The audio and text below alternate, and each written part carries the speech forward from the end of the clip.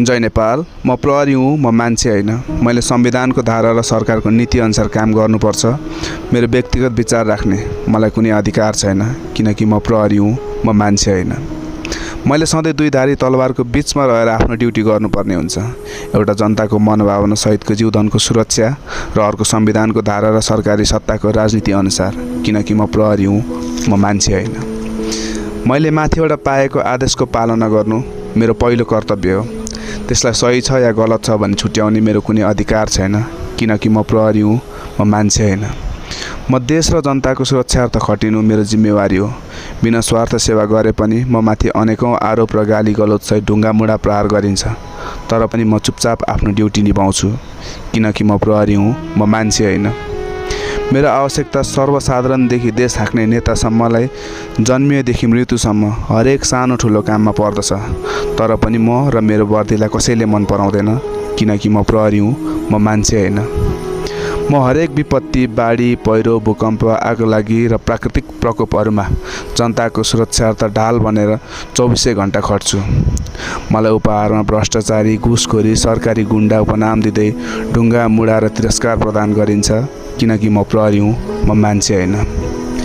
मलाई मेरो जिम्मेवारीले प्रहरी मात्र भनिन्छ। म कसैको छोरा, कसैको भाइ, कसैको आफन्त कहिले पनि कहिदिनँ, किनकि म जिम्मेवारीले बाँधेको प्रहरी हुँ, म मान्छे होइन। मैले सरकारी तलब लिएको देखिन्छ, तर मैले आफ्नो रहर मारेर घर परिवारदेखि टाढा बसेर कुनै समय त आफ्नै ज्यान माया मारेर 24 घण्टा ड्युटीमा खटिएको देखिँदैन, किनकि म प्रहरी हुँ, म मान्छे होइन। म पेसाले प्रहरी भए तापनि वास्तवमा म पनि एउटा मानव हुँ। मान्छेबाट कहिलेकाहीँ सानो गल्ती हुन सक्छ, तर मैले गरेको हजार राम्रो कामहरूलाई नदेखी मेरो एउटा सानो गल्तीलाई खेदो खनेर म माथि कारबाहीको माग र अनेकौं किसिमका गाली गलौजहरू गर्ने गरिन्छ, किनकि म प्रहरी हुँ, म मान्छे होइन। मलाई जाडो, गर्मी, हिउँद, बर्खा केही पनि हुँदैन। म जिम्मेवारी र कर्तव्यले बाँधिएको जनताको सुरक्षाको लागि खटिएको एउटा प्रहरी हुँ, म मान्छे होइन। मलाई दसैँ, तिहार, चाडपर्व केही पनि आउँदैन, किनकि मेरो परिवार, धर्म, कर्तव्य र जिम्मेवारी नेपाल र नेपाली जनता मान्छु, किनकि म प्रहरी हुँ, म मान्छे होइन। हिजोआज म र मेरो कामलाई कसैले गरेको आधा अधुरो 10 सेकेन्डको भिडियो हेरेर पुरा कुरा नबुझिकन मलाई कारबाहीको माग गरिन्छ, किनकि म प्रहरी हुँ, म मान्छे होइन।